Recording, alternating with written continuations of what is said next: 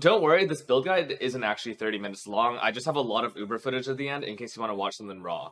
But this build is actually pretty crazy. It's basically the power of 5 Ascendancy nodes on the Scion. This is my League starter that was all Uber viable by the 24-hour mark. I stole some tech from PoE Dan, this guy, and I think it's probably the most interesting and well-rounded build that I've ever set up for a League start. It's something I've been holding off on for quite a bit because the setup for this is actually very specific and hard to do. But basically, in short, I'm a Scion with the Cultist, Raider, Pathfinder, Elementalist, and Legacy Inquisitor.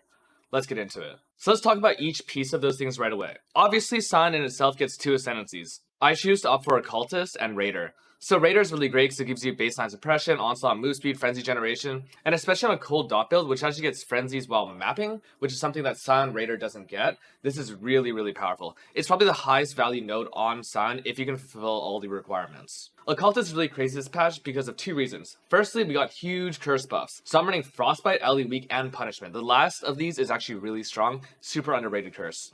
But you also get stun immunity, which is really powerful not only for mapping, but especially for Uber bossing, as I previously mentioned. The curse effect is just a sort of bonus on top, and the regen is even more helpful for sustaining your Eldritch battery setup. Elementalist is given me through a Forbidden Jewel combination, and the exposure is really powerful because this synergizes quite well with Eye of Malice, which is a multiplier for negative resistances. I'm also basically able to get the Pathfinder sub-ascendancy because this is a sanctified relic I've been running for basically the entire league. This, in combination with a +1 utility charge every 3 seconds mastery from Profane Chemistry on my tree, gets me basically the same thing as Pathfinder Scion. And last, but definitely not least, and the most interesting part of the build, is this combination. And this is the part of the build that I stole completely from Dan. He DM'd me this, and I was like, yep, mine now, bitch. So basically, Scion gets to run a Natural Instinct on almost every build. But one of the cool things about Unnatural Instinct is how well it pairs with Timeless Jewels in this area. See, these little small nodes also get benefit. In other words, I'm able to hit that 150 devotion threshold, which you need for any of the sort of notable keystone type things, really, really quickly. In my particular build, the one I'm looking for is here, Cloistered. Cloistered gives you immune to elemental ailments on consecrated ground when we have enough devotion. And if you're able to fulfill this requirement, you basically have Legacy Inquisitor. I'm talking about 3.14 Inquisitor, back before Expedition came and culled all the player power that we had. And the way that we do it now is through Rational Doctrine. This, in my opinion, is actually the hardest boss unique to farm. It drops from Uber Cortex, and currently Uber Cortex is bugged to give you 3 times modifiers instead of just 2 times modifiers. In addition to having random modifiers, which is already hard enough, but the payoff of this is huge. If your strength is higher than your int, you have consecrated ground and you have lingering consecrated ground. It's crazy, crazy powerful. So basically I have full consecrated ground, lingering, elemental ailment immunity from this, Pathfinder from my relic, elementalist from the Forbidden Jewel set, and then occultist and raider from the baseline Scion. While we're here, why not just go over the rest of the tree? Iron Will is pretty powerful when you have this much strength. I like to get duration nodes. I especially like to go for the duration mastery when I'm mapping. This is just really nice for QOL. And I tend to play Vortex with Vol Cold Snap forward. So a lot of people think of Cold Dot as like a 8,000 button build. When I'm mapping, it's actually a 0.5 button build. I'm mostly playing left click automated vortex, and then I press Vol Cold Snap when it's up. Going over here, I'm still going for charisma, it's really powerful. Life, elemental damage, and I do really want to scale non-damage ailment effects, so I have it both on LE Focus and on Elemental Mastery, because I have not only Chill and Bone Chill, those effects, but also Scorch and Shock. Steeped in the Profane is a crazy, crazy powerful notable, and in general, Curse Effect, this patch is crazy for scaling, especially when you want to do big boss damage. I grab AoE nodes here, and I have some from a Natural Instinct, and AoE nodes are just really great for mapping QOL. I choose the path EB instead of grabbing Diadem, also in part because then I can grab this 12% chance to press spell damage mastery. The crit mastery that you tend to run on a lot of other elemental builds doesn't matter because Cold Dot doesn't need elemental overload. Just something to clarify for those who don't remember. Whispers of Doom is up here to allow my Tri-Curse, and over here you have even more curse scaling from the curse on enemies in your chilling areas have 15% increased effect. There's just so much curse scaling and ailment scaling, and it's a really powerful build just from the tree alone. That has access to enough life, tons of forms of damage scaling, and enough baseline suppression that you can quite easily suppress cap on the league start. This is also a tree that lets you get all your attribute requirements almost right away. I would say the biggest downside of this tree, and why I didn't recommend it for league start, is leveling. This thing is incredibly painful to level. There's a bunch of different ways to do it, but no matter how I tell you to do it, it will always be difficult. That's just a Scion life. The gear setup should be fairly straightforward, but there was some tech that I personally infused in here. This is a Fractured Scepter with a Frigid Fossil Craft. Ended up being pretty cheap for me. I think it tends to be a little more expensive to do on average, especially if you want a good prefix to accompany +1 cold.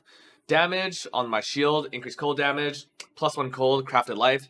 You could go for crafted suppression if you go for something better. I just didn't get super lucky with this and just called it a day right here. I have Mouse as the helmet of choice. Without a determination enchant, I can actually run all my auras, so this is really important. Skin of the Lords, crazy powerful. Lethe Shade saves me, I believe, 2 points over here. So it's pretty efficient. You could also go for things like Eldritch Battery. Mage Bane saves you 1 point. Iron Will would save you 2 points. And there's a couple other really good keystones to look for. But Skin of the Lords and Softcore Trade is really hard to beat for spell skills. These gloves look pretty insane, but it's actually really cheap to make this sort of thing. So because it's a pure evasion base, I started out by buying the implicits before crafting the thing itself. And then for crafting it, I just spammed Essences of Hatred until I got something useful. Nothing crazy here.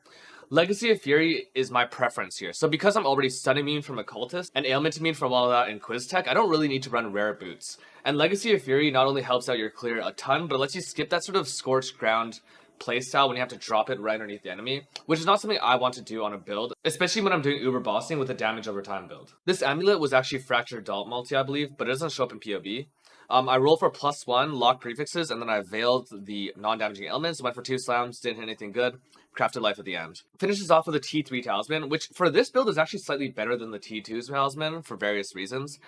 T2 ideally would probably be better because it gives you life, but the chance of hitting something useful on T3 is quite good. Things like damage, quant, attributes. I'm missing a couple others, but it's just really good for this particular build in Softcore Trade. This ring is pathetic, but it does give me enough strength that I need to be able to run that Rational Doctrine. And then this Amethyst ring is also kind of crap, but that shock nearby enemies for 4 seconds when you focus is really powerful with how much ailment effect scaling I have on this tree. Coward's Legacy is my belt, and there's 2 ways in which I'm mitigating it. Firstly, I have this Watcher's Eye, which gives me unaffected by vulnerability when affected by determination, and also some really powerful offensive mods. Crazy Watcher's Eye, bought it for 2 divines. The second thing though is because I have permanent consecrated ground, all the other curses are actually pretty significantly mitigated as well. So it's not like I walk into a temporal chains map and can't move. I actually feel pretty good running this. My flask setup doesn't need a quartz flask because I'm a Scion Raider. Instead, I'm able to substitute Ordiath's End, which is, basically the best unique item that came out from Ubers this league in my opinion. For me, it competes with Rational Doctrine in terms of a type of unique you can plug and play on almost every build. And I think more than ever, opening up a flask slot on Softcore Trade is really important. For a lot of people, that means dropping a Jade Flask, but instead of dropping the Jade Flask, I'd prefer to use the Jade Flask here, drop Grace as one of my auras, and then I can still use Ordiath's End, and still have phasing from the Scion Raider. I've gone over almost all my jewels except for this one Reservation Efficiency jewel. I do need this to run all of my auras, and I also need to grab this cluster right here if I want to go for this specific aura setup. Speaking of auras, let's count how many I have. I have Zealotry 150%, 2 Malevolence as another 50, 3 Hatred as another 50, and 4 Determination as another 50% aura reservation. This is running some super high powered auras, and almost every cold damage over time build can look for something like this. Usually you have to give up a lot of defenses, but because of Scion Pathfinder and Flask uptime, I don't really need to run Grace all the time. I'm running a Tricurse setup inside of Arcanist Brand with Frostbite, Ellie Weak, and Punishment. Now, if you want to just be a little more smoother with this can be Bane, but Bane actually makes it quite a bit weaker because of that 25 less effective curses. I don't personally need my curses to map with, but you will see some of the SF hardcore players like Dan and Waggle choose to go for Bane over Arcanist Brand because they actually need damage while they're mapping. Shield Charge link with faster attacks, and I have Frostblink as my other movement skill. I'm using Cast Damage Taken Molten Shell because it's super overpowered. Vol Cold Stomp is actually set up, in my opinion, incorrectly. So I would actually usually run Efficacy support over Hypothermia, but because this is my League starter, I actually ran out of Jeweler Orbs, so I couldn't get the right colors. But generally, I'm a believer that in your Vol Cold Stomp setup, Efficacy is far better while you're mapping. Hypothermia will still tend to outperform on bosses, but yeah. Bone Chill is applied here as opposed to on my main links, and the Awaken Control Destruction is my last thing right here. And then on my main body, I'm running Vortex and Creeping Frost. Things here are pretty straightforward, just get as much damage as humanly possible, but you can run Elemental Focus because you have the big Bone Chill set up for Vol Cold Snap. In addition, the Chilling Ground from Vortex, even with Ellie Focus, will still chill enemies. So yeah, one of the coolest builds that I've ever played. If you want to see how I did progression, you can look on PoE Ninja, day 1, 2, 3, 4, where you can track my character and see what I did there. But I'm not sure that's really helpful, because in Softcore Trade, it's so easy to do progression for this kind of build because the item's available to you. Halfway through the first day, I already had a Skin of the Lords. And prior to that, I think Cold Dot is one of those builds that can get up to all 4 Watchstones with literally no gear. I'm talking about 4 links everywhere, level 18 gems. Cold Dot on almost any Ascendancy can do Maven and Uber Elder. And it's one of the reasons why I don't think those bosses are a good benchmark for builds these days. Anyways, I'll leave you guys with some 20-ish minutes of raw Uber bossing footage. This is just one take. I was really sick while I was doing this and didn't really know what else to record. And I was a little bit out of practice as well. But this is just me chaining every single Uber boss back to back to back to back. 7 out of 7, Cold Dot Scion.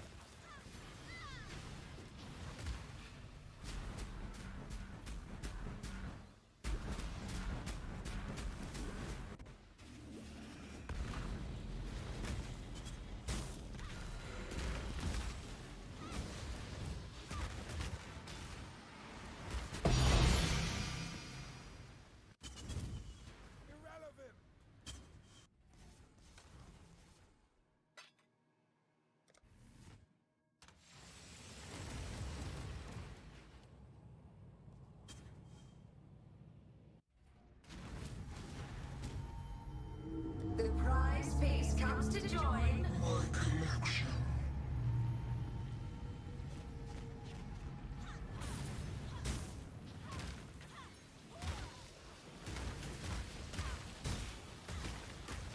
Do what I say.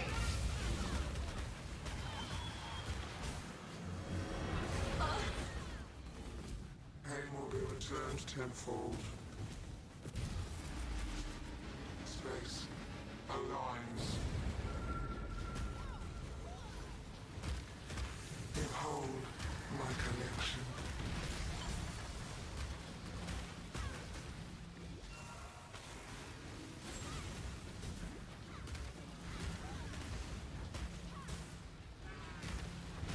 I will have what I want. This will not be an escape.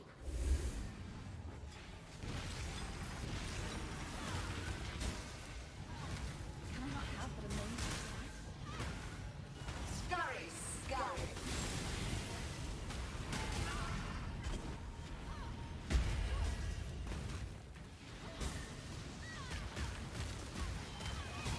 I have nothing more to do. A cascade of pain. Why? Resistance will be punished. Time controls.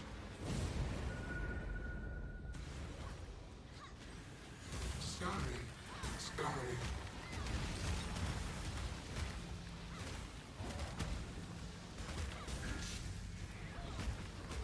My irritation is growing. This will not be an escape.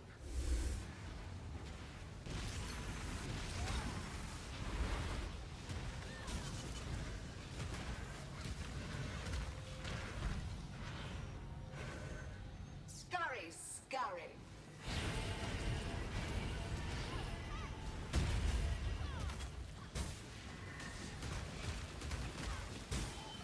Do what I say. How? Stop resisting. Reality bends. Punishment inescapable.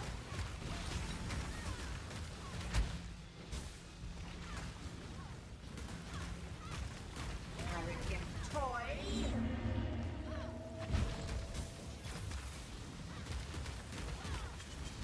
This will not be an escape.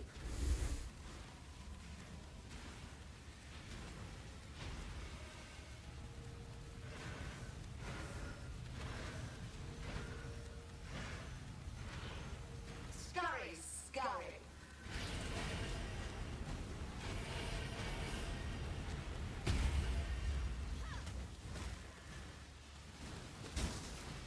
Stand still.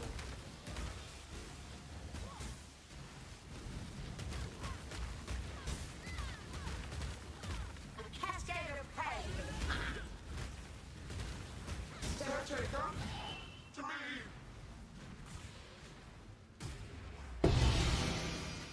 The living toy must enjoy.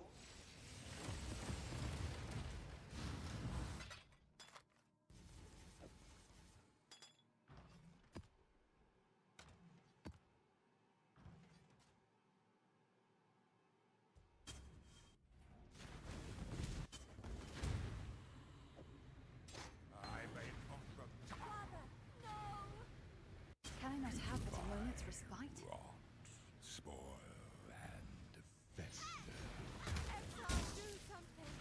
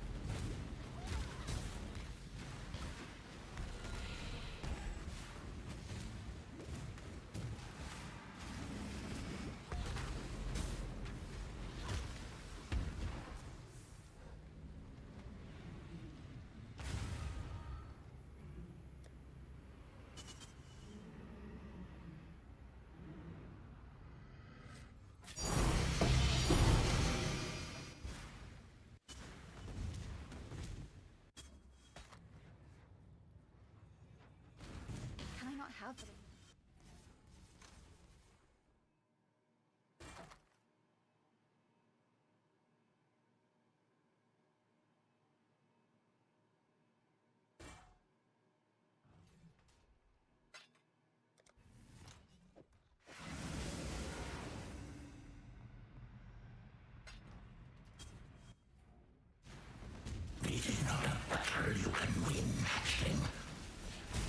You and I shall claim victory, my champion.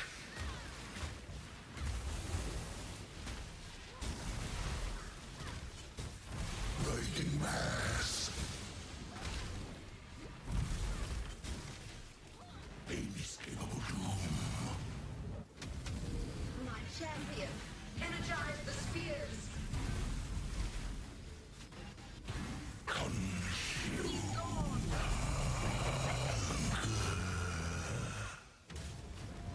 Lightning mass.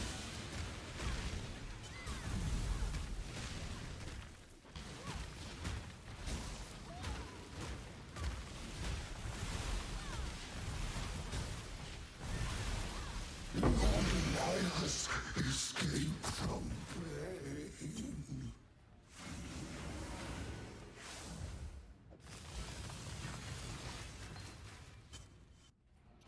Your absurd defiance ends here, hatchling.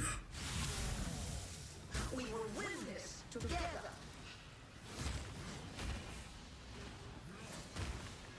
Annihilation. The fires of 1,000 suns. I shall extinguish them all. You do not have the strength, hatchling. This No, realm that shall may be be, studied. but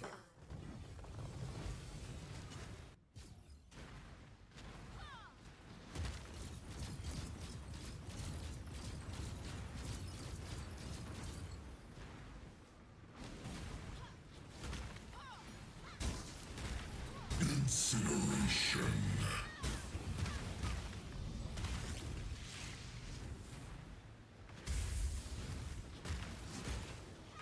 The fires of 1,000 suns. I shall extinguish them all.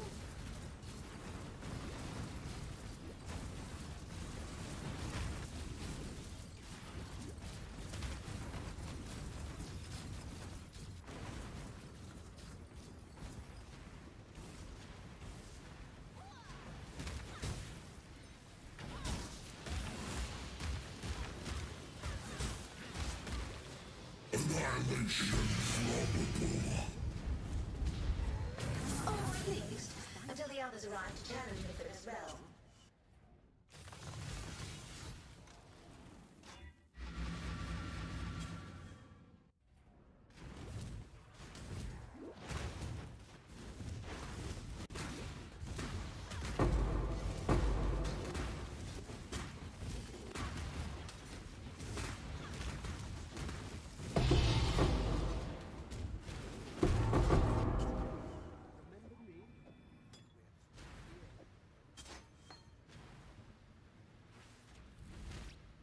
Valdo had some ingenious designs hidden in his memory.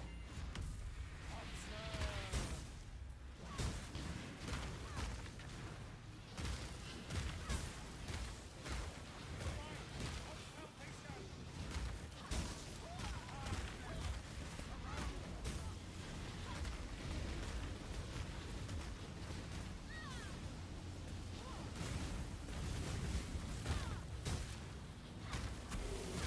Valdo's designs were flawed.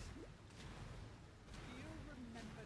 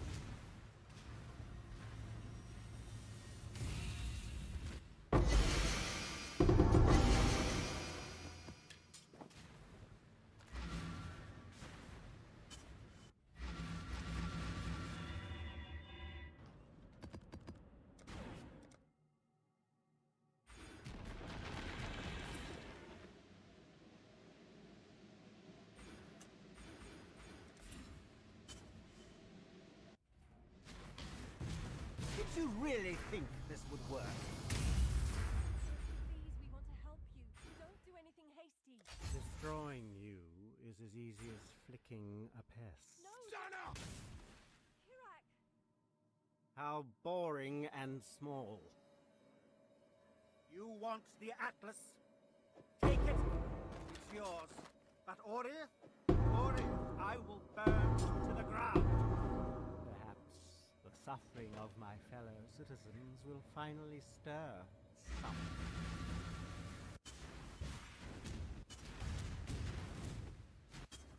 Fury of the cosmos, be utterly annihilated. What's this? A real challenge. You've finally caught my attention.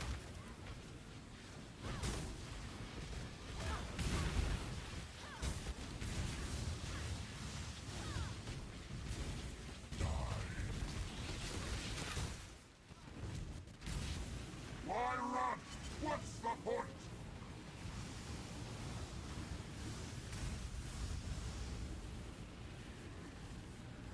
Be utterly annihilated. Glorious flames! You are nothing. Rain of stars! The others found strength in their projections. They became reliant on it. Not so foolish. Telling us how to moments respite. Your lives are meaningless!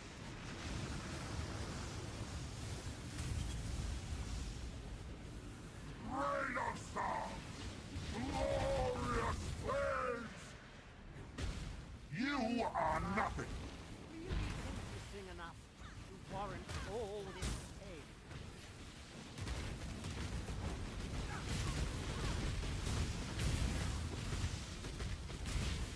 Your lives are meaningless!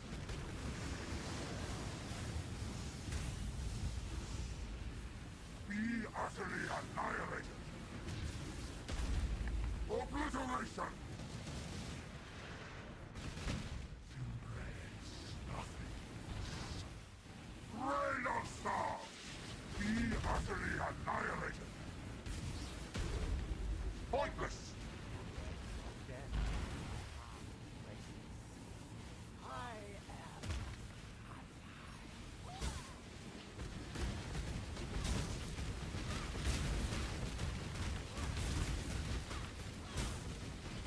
Feel the thrill of The void!